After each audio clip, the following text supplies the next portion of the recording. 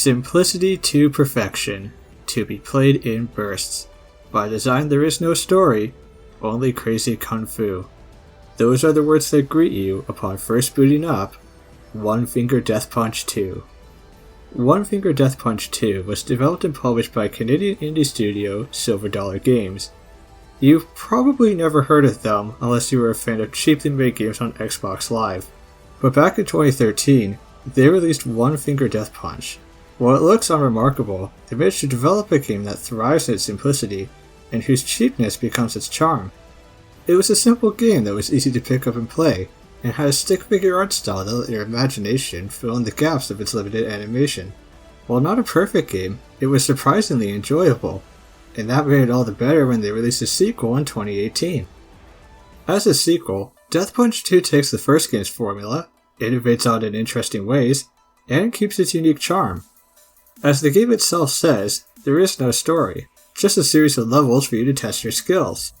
These levels consist of you beating up legions of enemies with crazy kung fu, with some fun visual effects and stick figure animation. The game is a kind of combination beat 'em up and rhythm game. Enemies will attack from either your left or your right, and you'll have to respond by pressing one of two buttons. This gives way to the game's name, where when played with a controller, the game's levels only require the use of one finger. The gameplay is incredibly simple, and can be very addicting despite the game not looking immediately appealing. The game's visual style is a little hard to put into words. It's not just that it's simple, but that it looks charmingly cheap in spots, while being confident in other places. The character models are all stick figures, which you're actually able to slightly customize. They may be simple, but allows for some stylish animation. Watching this game can be a joy, as the player darts back and forth, punching and kicking in spectacular fashion. Then you activate a special ability, with it accompanied by a piece of detailed artwork or cool effect. The environments and backgrounds are also much more detailed than the player and enemy models, which actually allows for a nice bit of design. Things can get pretty hectic when the game speeds up, and having the simple models contrast the detailed backgrounds makes it easy to follow what's happening. The sound here is also good, with decent action music and satisfying sound effects for all the ways you'll decimate your enemies. While the gameplay never really changes beyond its basic left-right premise, it provides more variety than expected. From a basic world map, you'll make your way through various levels, usually requiring you to defeat a certain amount of enemies. Basic enemies die in one hit, but some need you to attack them multiple times, or require both directions. Some will require a long series of inputs, and some will require you to button mash to finish them off. Though button mashing is something you generally shouldn't be doing, as a bad input will likely result in you taking damage. The game does account for extra inputs, however, and it will eat an extra button press without penalty if you do it fast enough. Besides enemies that attack up close, there are those that attack with ranged weapons for you to catch, deflect, or dodge.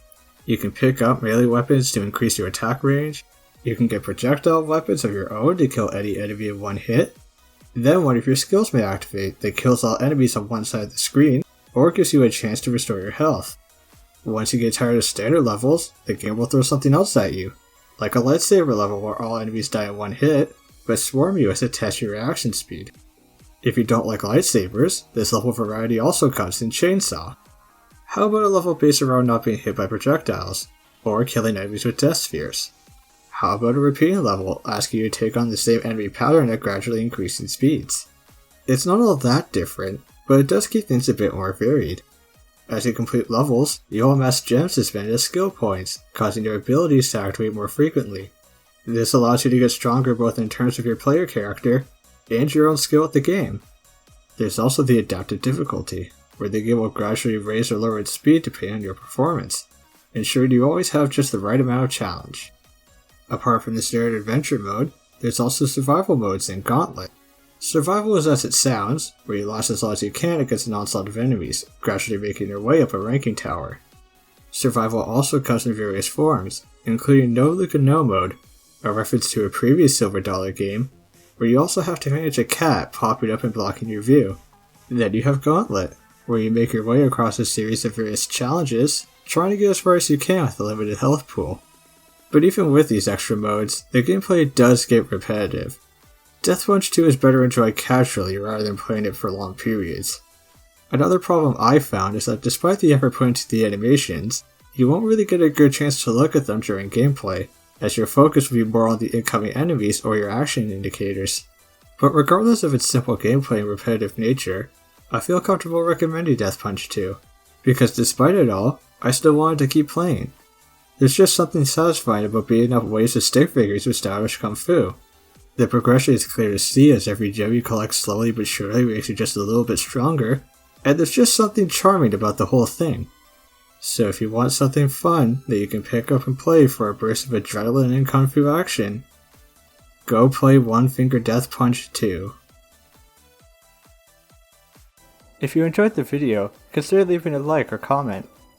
If you want to hear about more underappreciated games, subscribe to my channel for more content.